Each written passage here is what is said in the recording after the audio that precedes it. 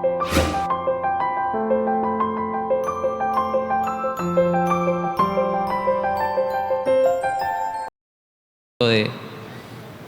ayudar al pastor con el mensaje de esta mañana, así que espero sea de bendición para cada uno de ustedes. Quiero pedirle que busquen en sus Biblias en Filipenses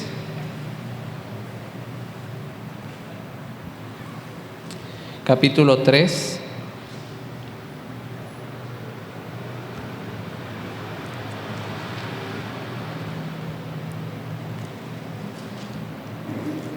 Vamos a leer los versículos 12 al 14. Filipenses 3, del 12 al 14.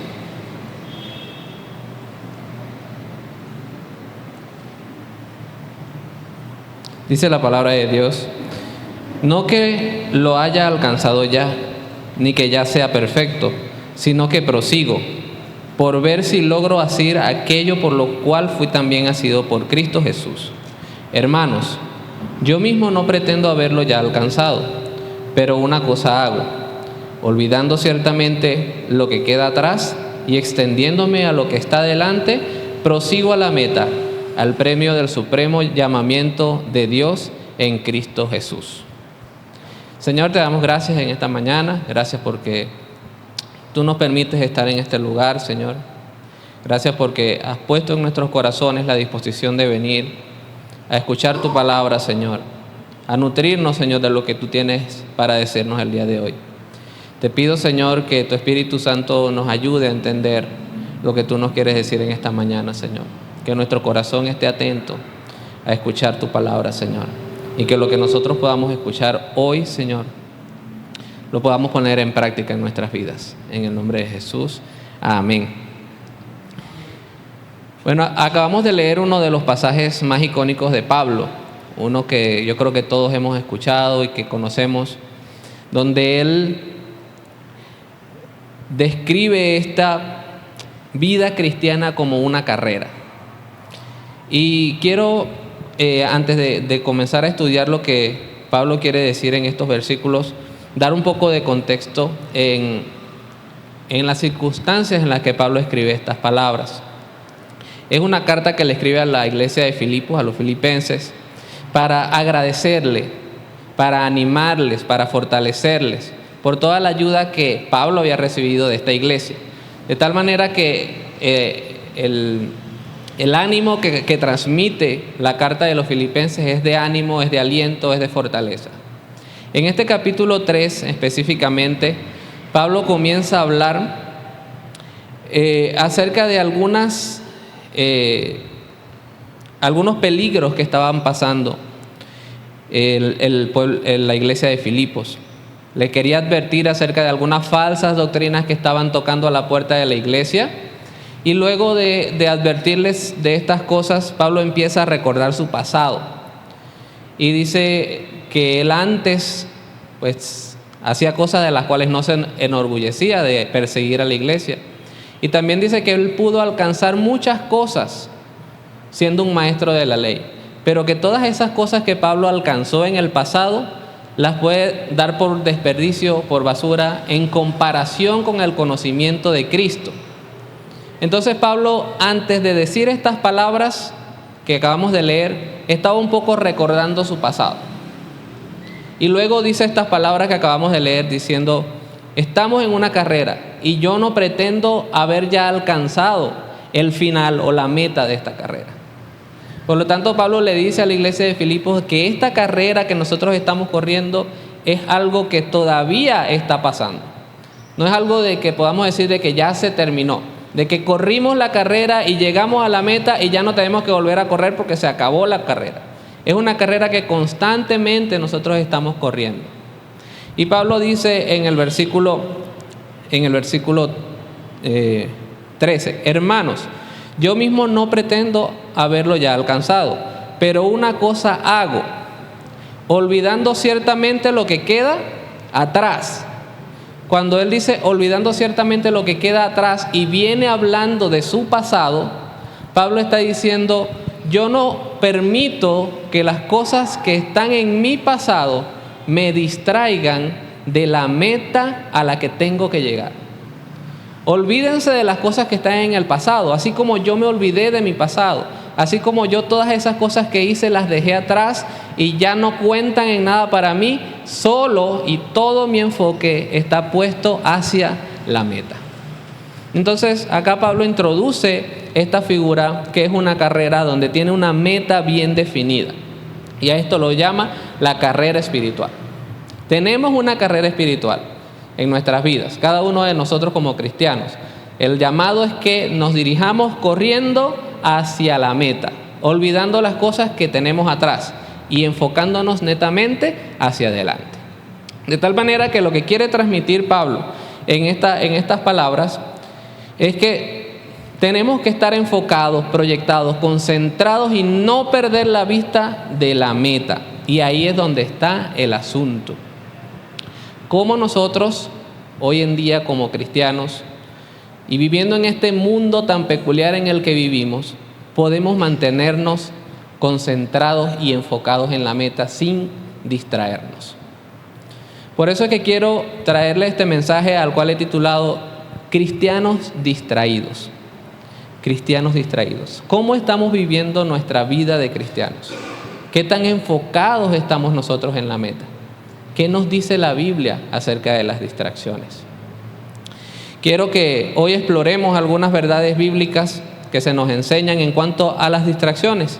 ¿Cómo podemos nosotros lidiar con ellas? Y si alguien más en el pasado ya ha lidiado con este tipo de cosas. Primeramente, pues tenemos que considerar que el tema de las distracciones es algo con el que el enemigo siempre nos va a atacar. Siempre nos va a atacar con las distracciones. Lo podemos ver desde el inicio de la historia con Adán y Eva. Si vemos la historia de Adán y Eva, nos encontramos que ellos tenían una meta clara. Dios le había asignado a ellos una meta clara. Tenían que administrar todo lo del jardín del Edén y tenían solamente que cuidarse de no comer de un árbol. La meta estaba bien definida. Sin embargo, vino Satanás y empezó a sonsacar y a decir mentiras y a decir cosas que empezaron a desviar la atención de Adán y Eva de su meta que estaba bien puesta, hasta que logró sacarlos del camino y que pudieran llegar a hacer lo que Dios le había prohibido. Entonces, desde el principio de los tiempos, desde el principio de la historia, el enemigo siempre ha tratado de atacarnos a través de distracciones, quitar nuestro foco, quitar nuestra atención de lo que realmente importa y que nos podamos mirar o poner nuestra vista en algo más. Lo podemos ver también a lo largo de la historia de la Biblia. Por ejemplo, pueden haber también distracciones como atracciones físicas. Tenemos el caso de David y Betsabé. Todos conocen este caso, ¿verdad? David estaba un día sin nada que hacer y de repente ve una señorita que le atrae mucho la atención y maquina todo un plan para poder quedarse con esta señorita. Se distrajo de lo que Dios le había mandado hacer y terminó haciendo algo de lo cual pues no estaba bien delante de los ojos de Dios. También tenemos el caso de Sansón y Dalila. Sansón, pues un hombre tan fuerte, un hombre con el que nadie podía, y pues tuvo una atracción física que lo desvió de su propósito. Y terminó pues perdiendo todo lo que había alcanzado. También estas distracciones pueden ser económicas. Por ejemplo, tenemos el caso de Judas. La ambición, el amor al dinero terminó apartándola y dirigiéndose hacia un lugar totalmente contrario a lo que él estaba siguiendo. Era un discípulo de Cristo y terminó entregando a Cristo por desenfocarse o por distraerse de su meta. El joven rico también, Jesús le dice al joven rico: si quieres venir en pos de mí, anda y vende todo lo que tienes y sígueme. Y hasta ahí le llegaron las ganas al joven rico. No estuvo dispuesto a seguir con su propósito. También las distracciones pueden ser miedos o temores que encontramos en nuestro camino. Podemos ver en el caso de Pedro, cuando Jesús se aparece en medio de la tormenta caminando sobre el mar. Pedro le dice: Señor, yo quiero ir. hasta donde tú estás, y Pedro se baja de la barca y empieza a caminar, y sus pasos son firmes, pero de repente deja de mirar a Jesús que estaba ahí en el frente y empieza a mirar las olas, empieza a mirar el viento, empieza a sentir los truenos, a mirar los relámpagos, y empieza a tener temor y se empieza a hundir y a hundir y a hundir. ¿Por qué? Porque se distrajo de la meta, que es Cristo. Entonces tenemos ejemplos de distracciones a lo largo de la Biblia. Muchos ejemplos que yo tal vez estoy dejando de mencionar hoy en día, en este momento. Pero si exploramos la Biblia, encontramos muchos ejemplos donde vemos que el enemigo claramente quiere distraernos. El Señor Jesús lo explicó con la parábola del sembrador. Si quieren, acompáñenme en sus Biblias a leer este pasaje que se encuentra en Mateo capítulo 13, y vamos a leer los versículos del 18 al 23.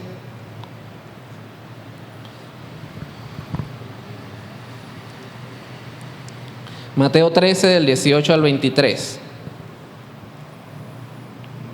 Dice la palabra de Dios: Oí pues vosotros la parábola del sembrador.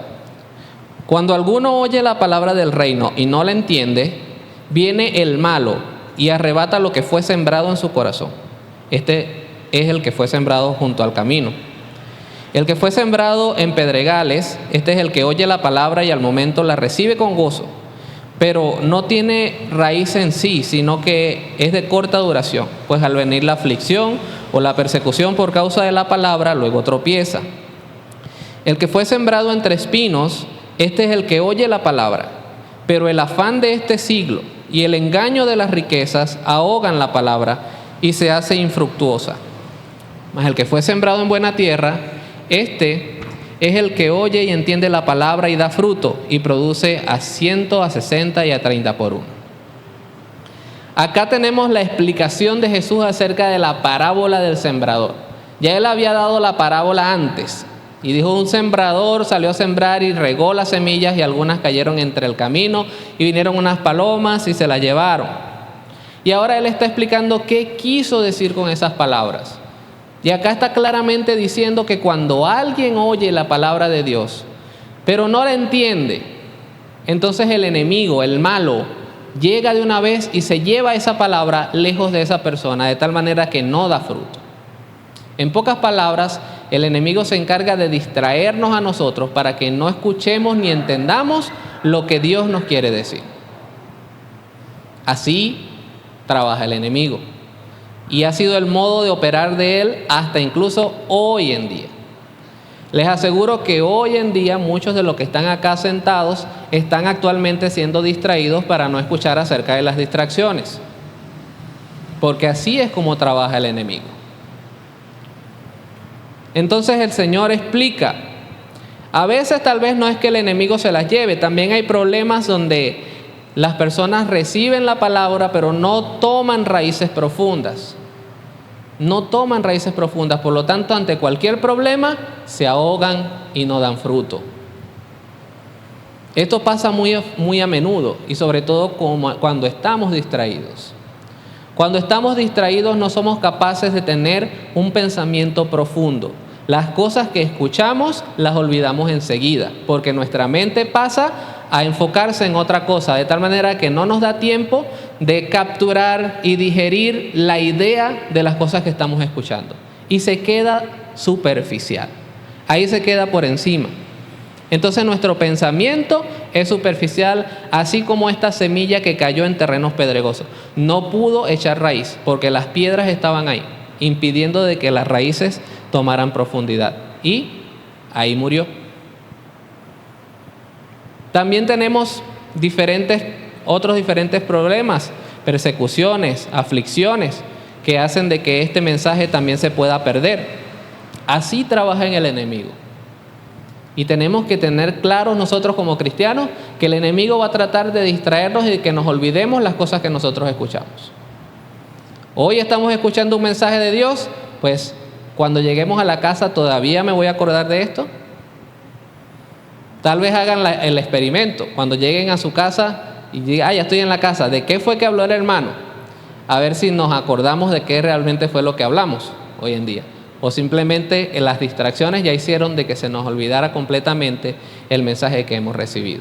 Tenemos que como cristianos estar conscientes que así trabaja el enemigo, para poder atacar, para poder defendernos, para poder saber de que si está viniendo una distracción a mi mente, yo la pueda rechazar y pueda seguir enfocado en lo que Dios me está diciendo.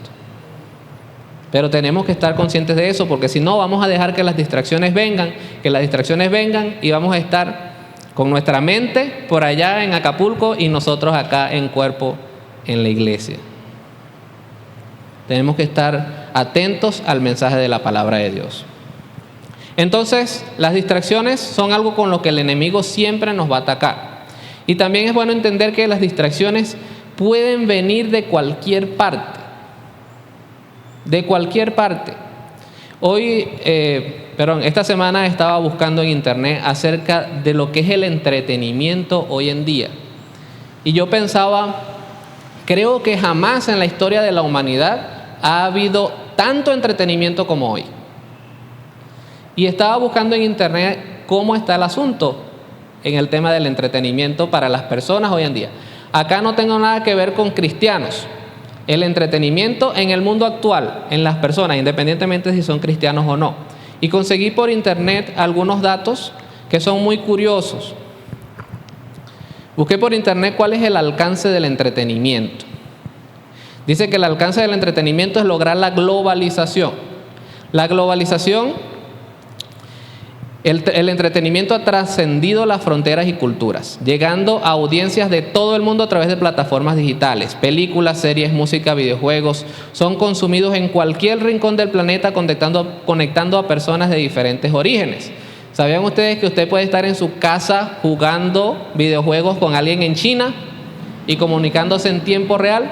Esa es la globalización. Usted puede estar conectado con cualquier persona en cualquier parte del mundo en tiempo real hoy en día, si así lo quiere. Eso no pasaba antes. Antes, para que una noticia llegara desde la China hasta acá, hasta América, tenía que viajar bastante para poder llegar. Hoy en día viaja en tiempo real. Entonces estamos conectados a través de todo el mundo. Hay diversidad de formatos. Uno de los principales alcances del entretenimiento es la oferta, y que sea inmensa y variada, acabando desde los formatos tradicionales como cine y televisión hasta nuevos formatos digitales como streaming, videojuegos y realidad virtual. El entretenimiento quiere que nosotros tengamos todas las opciones que nosotros queramos. Si a usted no le gusta la televisión tradicional porque tiene que esperar hasta el otro día para ver el otro capítulo de la novela, pues ahora usted tiene series, y las series las puede ver todas de una vez, si usted quiere, o si se quiere controlar y dejar un capítulo diario, pero está a su discreción. Entonces usted escoge qué es lo que quiere ver. Si esto no fuera suficiente, pues están sacando cada vez más formatos. Hay un formato muy famoso ahorita que se llama La Casa de los Famosos. No sé si ustedes han escuchado eso. Esto es una novela que dura las 24 horas del día por 6 meses. Imagínese eso. Si usted no quiere perderse ningún capítulo, puede estar pegado al internet todo el día. El mundo y el entretenimiento nos ofrecen las opciones que nosotros queramos, porque hay variedad y diversidad de opciones. La personalización, las plataformas digitales permiten personalización del contenido, de tal manera que si usted tiene Facebook y la persona que tiene al lado tiene Facebook, cuando usted entra, los Facebook son totalmente diferentes. El Facebook mío no es igual al Facebook del hermano ni de la hermana, porque todo es personalizado. Todo lo que se muestra ahí es lo que yo quiero ver. Entonces, hay muchos objetivos detrás de todo esto. Uno de los principales es entretener y distraer. Está claro y muy bien marcado que el objetivo del entretenimiento es distraer. El objetivo principal sigue siendo el de proporcionar momentos de diversión y relajación, escapando de la rutina y el estrés. Informar y educar es otro de los objetivos, educar. Y usted me dirá, ¿pero qué tiene de malo en ser educado? Pues ya la semana pasada tuvimos también con el pastor una conferencia en cuanto a la Agenda 2030 y hablábamos un poco acerca de la educación que estamos recibiendo a través de las redes sociales, a través de la televisión, a través de las películas, que está presionando por todas partes, pues Eso está pasando, nos están educando por medio del entretenimiento. Conectar y generar comunidad, influir en la cultura, generar ingresos, muchos de los objetivos que tiene el entretenimiento. ¿Y qué busca lograr en la población? Capturar la atención. En un mundo saturado de información, el entretenimiento compite por la atención del público. Para lograrlo se utilizan estrategias como la creación de historias cautivadoras, la incorporación de elementos visuales impactantes y la personalización del contenido. Entonces lo que busca es que nosotros tengamos la atención, capturar nuestra intención de tal manera que puedan influir en nuestras decisiones. El entretenimiento puede influir en las decisiones de compras de los consumidores proveyendo productos de marcas a través de publicidad, y también puede influir en nuestras decisiones, pues, en cualquier otra cosa que nosotros podamos decidir. Entonces, el entretenimiento hoy está muy, muy, muy presente en nuestra vida diaria. El mundo se ha encargado de eso. Las personas están dispuestas a invertir grandes cantidades de recursos para estar entretenidos. Nosotros lo hacemos también. No estamos exentos de eso. Y del todo no está mal entretenerse. Sin embargo, hay que ser muy prudentes en el entretenimiento que tenemos hoy en día, porque nos puede muy fácilmente distraer de lo que realmente es importante. Entonces, el entretenimiento, la distracción puede venir de cualquier parte. El entretenimiento es una de ellas. El entretenimiento nos puede distraer a nosotros de nuestro objetivo, de nuestro enfoque. Pero también las distracciones pueden venir del afán y las preocupaciones. Lo decía el Señor en Mateo 6, del 31 al 34. No os afanéis, pues, diciendo, ¿qué comeremos o qué beberemos o qué vestiremos? Porque los gentiles buscan todas estas cosas. Pero vuestro Padre Celestial sabe que tenéis necesidad de todas estas cosas. Mas buscad primeramente el reino de Dios y su justicia, y todas estas cosas os serán añadidas. Así que no os afanéis por el día de mañana, porque el día de mañana traerá su propio afán. Basta a cada día su propio mal. Entonces acá la palabra de Dios nos dice que cuando nos afanamos por las cosas materiales, que no tengo nada que comer, que no tengo nada que vestir, nos afanamos porque no entendemos realmente quién es Dios. Él viene explicando que Dios tiene cuidado de las aves del cielo, que Dios tiene cuidado de los lirios del campo, los alimenta y los viste. Y nosotros que valemos mucho más, Él también tendrá cuidado de nosotros. De tal manera de que si nos afanamos es porque no entendemos quién es Dios. No entendemos qué papel juega Dios en nuestras vidas. Y por eso dice, mas buscad primeramente el reino de Dios y su justicia, y todas estas cosas os serán añadidas. Cuando vemos esta palabra, buscar el reino de Dios, lo hablábamos en la clase de jóvenes, creo, la semana pasada, en el culto de jóvenes. ¿Qué significa buscar el reino de Dios? ¿Significa venir a la iglesia? Los martes al culto de oración y los domingos al culto dominical. Aunque no tiene nada de malo, a eso no se refiere Jesús cuando dice buscar el reino de Dios y su justicia. Cuando dice buscar el reino de Dios significa hacer a Dios nuestro rey. Que Dios sea nuestro rey, que Dios sea quien mande, que Dios sea quien tome las decisiones en nuestras vidas, que Dios sea quien tenga la última palabra, que estemos dispuestos a obedecer a Dios. Si nosotros buscamos el reino de Dios y su justicia, todas estas cosas serán añadidas. Entenderemos cómo es el carácter de Dios, entenderemos que Dios tiene control de todas las cosas. Entenderemos que Dios es el dueño de todas las cosas y nos puede dar pan, nos puede dar alimento, nos puede dar comida, porque Él es nuestro Rey. Entonces, si nosotros nos dejamos desenfocar o distraer por los afanes de este mundo, por las preocupaciones, no vamos a poner nuestra vista en el Rey de Reyes y Señor de Señores, que tiene los recursos para proveer de todas las cosas necesarias. El afán y la ansiedad, el afán y las preocupaciones nos pueden distraer. Otra de las cosas que nos pueden distraer es nuestro servicio. Acá hay un pasaje muy interesante que quiero que leamos en Lucas capítulo 10 del 38 al 42. Lucas capítulo 10 del 38 al 42. Dice la palabra de Dios: aconteció que yendo de camino, entró en una aldea, y una mujer llamada Marta le recibió en su casa. Esta tenía una hermana que se llamaba María, la cual, sentada a los pies de Jesús, oía su palabra. Pero Marta se preocupaba con muchos quehaceres, y acercándose dijo: Señor, ¿no te da cuidado que mi hermana me deje servir sola? Dile pues que me ayude.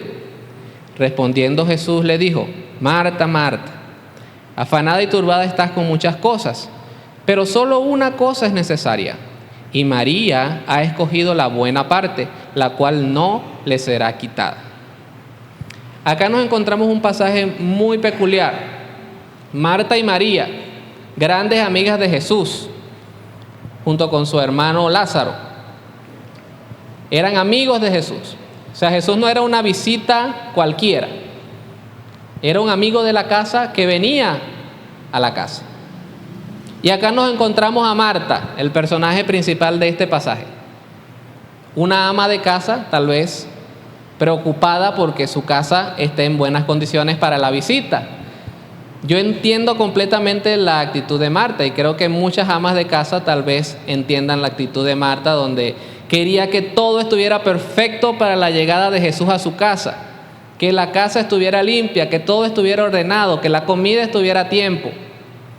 ¿Cuántas cosas de qué tener en cuenta para que la visita y la estadía de Jesús fuera lo más amena posible? Creo que es lógico y es entendible la actitud que tomó Marta, ¿cierto? No sé si ustedes comparten esa idea conmigo, pero hasta cierto punto es lógico que ella se haya enfocado en cuidar de su casa, en hacer que todo estuviera perfecto para Jesús. Pero pasa algo. En el afán de Marta trabajar y acomodar todo y tener todo bien preparado, se empieza a estresar, se empieza a afanar, empieza a perder el control de las cosas, empieza a perder de vista a la visita. Y muchas veces nos pasa esto. Muchas veces en nuestro servicio nos enfocamos tanto en que las cosas salgan bien, que en lugar de disfrutar nuestro servicio nos empezamos a afanar. ¿Por qué? Quiero que todo salga bien, pero no me salen las cosas como espero. Entonces mi servicio empieza a traerme una carga a mí que me desvía del verdadero propósito del servicio, que es a quien servimos. La reacción de Marta entonces justifica, o es la misma reacción que tienen otras personas que sirven a Dios, pero se sienten solas. Personas que sirven a Dios y dicen: Señor, yo te sirvo, pero si yo no lo hago, nadie lo va a hacer, y eso me molesta, que tengo que ser yo el que lo hace. Y mientras yo más me molesto porque si yo no lo hago, nadie más lo hace, entonces voy perdiendo de vista el verdadero enfoque, que es Cristo. Muchas veces nuestro servicio, aunque no tiene nada de malo servir, no tiene nada de malo lo que estaba haciendo Marta. Pero acá vemos claramente en el pasaje cuando Marta le dice a Jesús: Señor, ¿vas a dejar que yo trabaje sola? ¿Por qué no le dices a María que me ayude? La respuesta de Jesús es crucial. Y Jesús habla y le responde con palabras de amor, con palabras tan tiernas, y le dice: Marta, Marta, cálmate un poco. Marta, agarra mínimo. Respira profundo. Espérate. ¿Ya? Ahora sí está calmadita Marta. ¿Qué le dice después que se calmó? Afanada y turbada estás con muchas cosas, pero solo una cosa es necesaria. Esta palabra "solo una cosa" la encontramos en varias partes de la Biblia. Una de ellas la encontramos en el Salmo 27:4. Dice: una cosa he demandado a Jehová, y esta buscaré, que es que esté yo en la casa de Jehová todos los días de mi vida, para contemplar la hermosura de Jehová y para inquirir en su templo. Entonces el salmista solamente pedía una cosa. ¿Cuál era esa cosa? estar en la casa de Jehová todos los días de mi vida, para contemplar su hermosura. Eso era todo lo que pedía el salmista. También encontramos esta palabra una cosa cuando Jesús se refiere al joven rico. Jesús, oyendo esto, le dijo: aún te falta una cosa.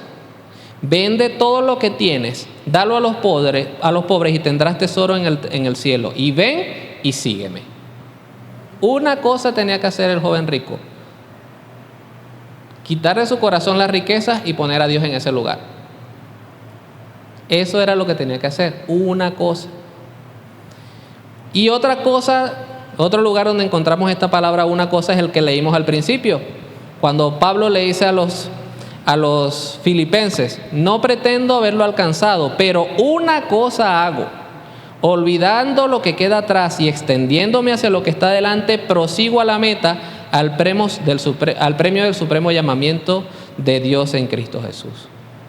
¿Qué hacía Pablo con esa una cosa? Enfocarse en la meta.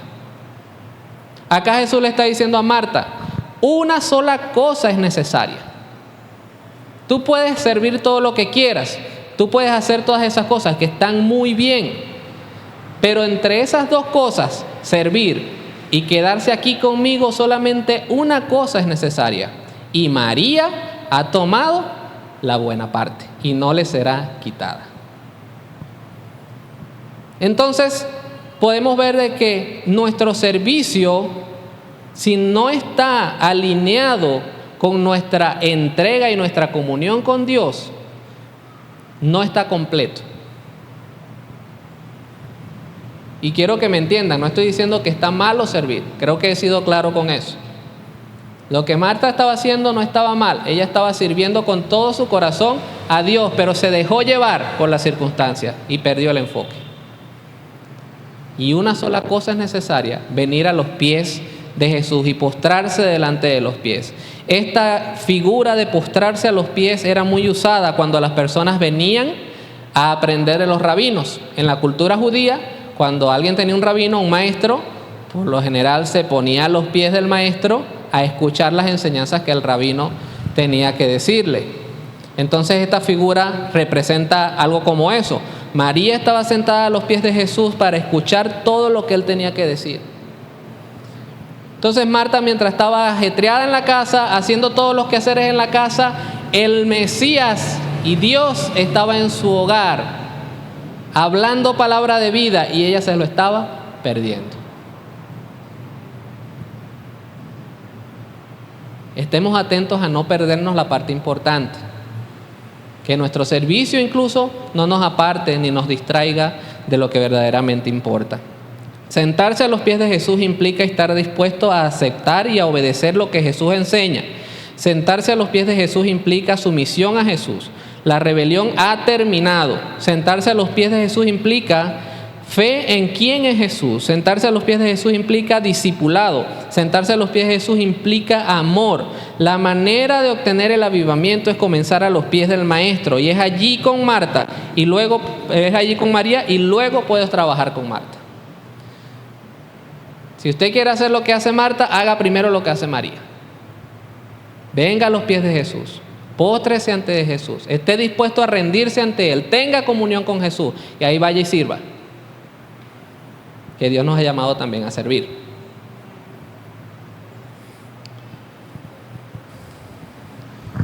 No imagines que sentarse a los pies de Jesús es una cosa pequeña y sin sentido. Significa paz, porque ellos que se someten a Jesús encuentran paz a través de la preciosa sangre. Significa santidad, porque aquellos que aprenden de Jesús no aprenden pecado, porque son instruidos con cosas hermosas y de buena reputación. Significa fuerza, porque los que se sientan con Jesús y se alimentan de Él son ceñidos con su fuerza.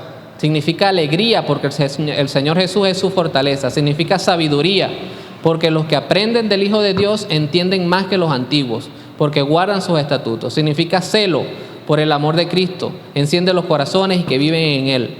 Y los que están mucho con Jesús se vuelven como Jesús, de modo que el celo de la casa del Señor los devora. Entonces, si nosotros nos juntamos y nos venimos a Jesús, nos vamos a parecer más a Él. Entonces, el servicio muchas veces también nos puede desenfocar. Tengamos presente, no necesariamente por estar sirviendo significa de que estemos haciendo las cosas bien. Evaluemos nuestro servicio. Y si usted no está sirviendo, pues sirva. Acá hay dos personas, se mencionan dos personas. María, que tomó la mejor parte, olvidarse de todo y ponerse a los pies de Jesús. Marta, que estaba preocupada por darle lo mejor a Jesús, pero se olvidó de lo más importante. Pero también hay una tercera persona, la que no hace ni lo uno ni lo otro. Entonces, ¿quiénes somos nosotros? ¿En qué lista nos incluimos? Otra de las cosas que nos puede apartar o distraer es la religiosidad. La religiosidad. Para esto quiero poner el más claro ejemplo que encontré, que es la de los fariseos y los maestros de la ley. Lo describe Mateo en el capítulo 15. Escuchen muy bien esta conversación, lo que estaba pasando con estos personajes. Lo voy a leer en una versión que es la traducción al lenguaje actual.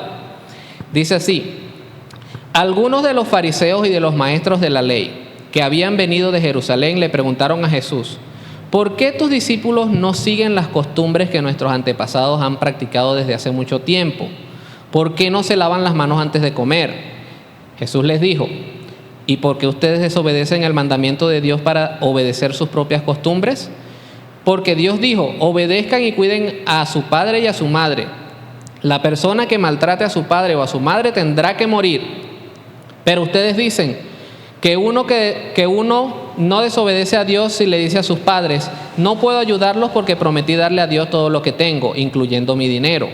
Ustedes no hacen caso a los mandamientos de Dios con tal de seguir sus propias costumbres. Son unos hipócritas. Dios tenía razón cuando dijo por medio del profeta Isaías: este pueblo dice que me obedece, pero en verdad nunca piensa en mí.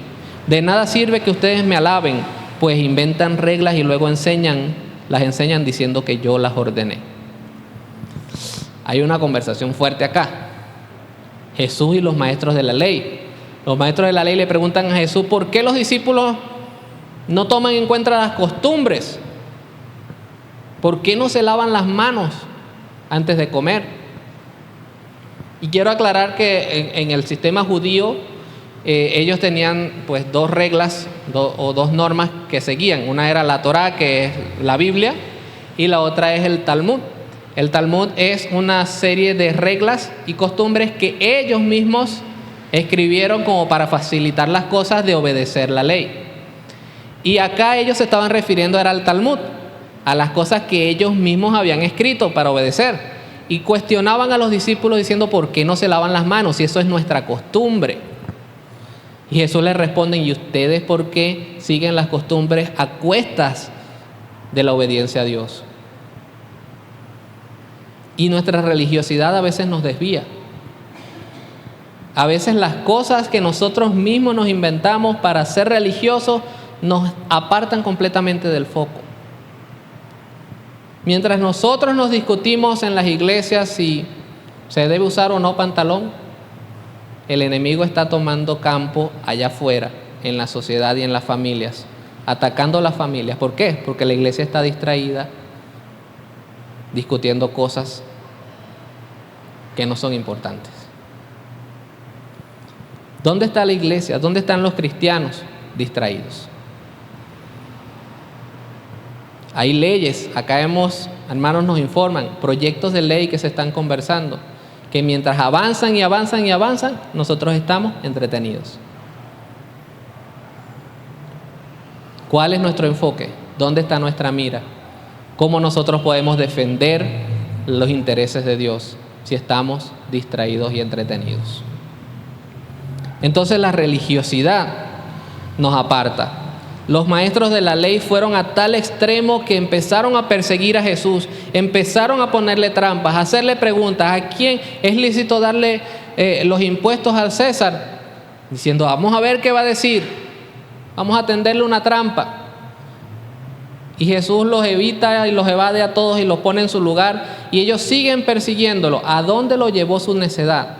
¿A dónde los llevó su necedad a los maestros de la ley?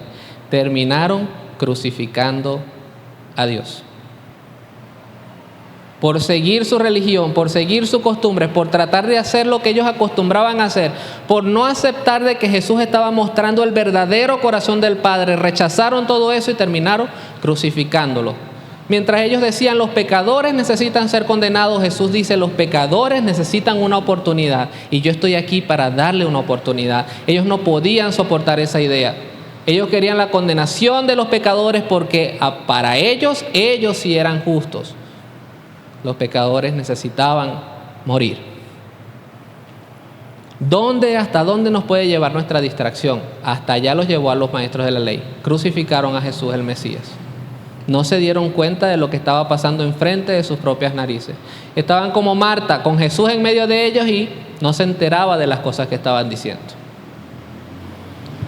Nuestras distracciones pueden traer consecuencias a nuestra vida espiritual. Perdemos intimidad con Dios cuando estamos distraídos. Escuchamos la palabra, pero como estamos distraídos, no estudiamos y no recordamos y no escudriñamos la palabra. Por lo tanto, se queda superficial y pensamientos superficiales producen vidas superficiales, vidas cristianas superficiales. La distracción nos estanca espiritualmente porque no podemos avanzar hacia donde Dios nos ha llamado. Nos da estrés y falta de paz. Cuando nosotros tenemos una misión y un objetivo claramente definido, podemos quitar todas las cosas del medio. Miren el caso de un futbolista profesional. Alguien que decide ser futbolista profesional está enfocado en su entrenamiento. ¿Por qué? Porque su objetivo es llegar a convertirse en un futbolista profesional. Y si no entrena bien, no lo va a alcanzar jamás.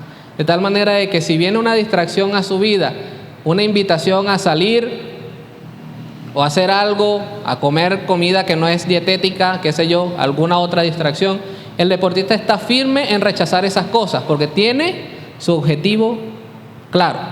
Quiero ser un futbolista profesional. ¿Cuál es nuestro objetivo como cristianos?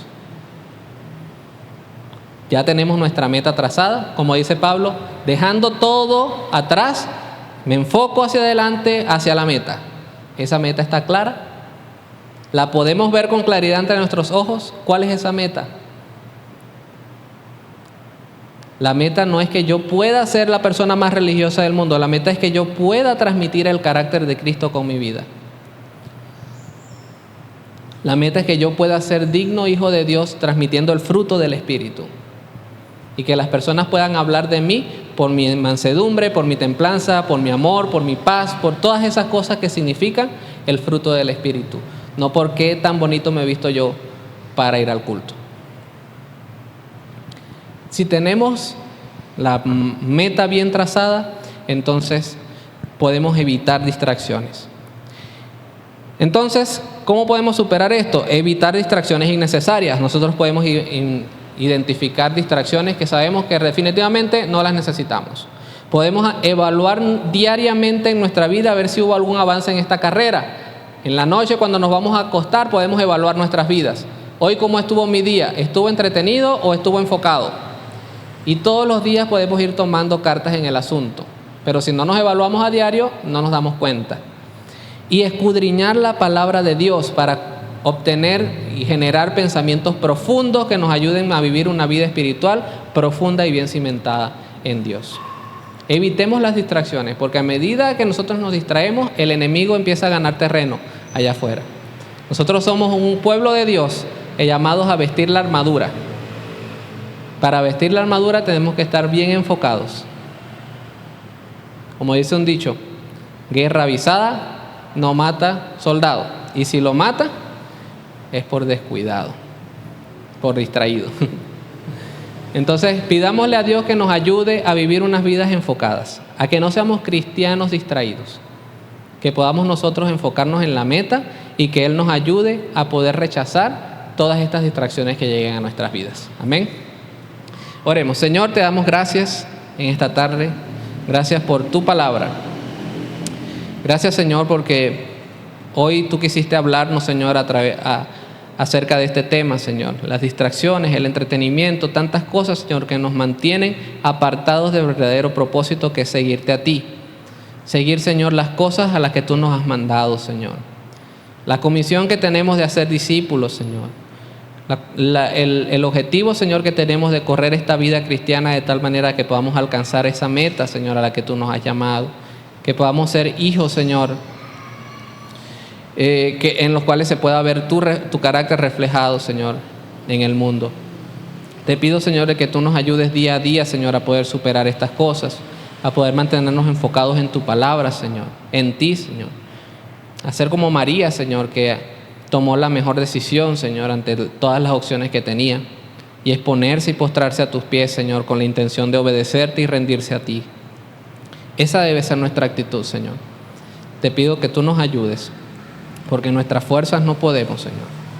Pero tu Espíritu Santo nos ayuda, nos insta, Señor, nos motiva, nos alienta a seguir adelante. Te damos muchas gracias, Señor, porque tú nos ayudarás, Señor. Estoy convencido de esto.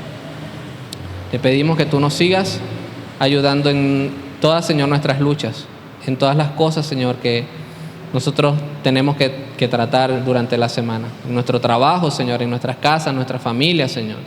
Ayúdanos en todos los aspectos de nuestras vidas a darte a ti el primer lugar en medio de cada una de estas cosas, Señor. Te lo pedimos y te damos muchas gracias en el nombre de Jesús. Amén. Amén. Muchas gracias, hermano.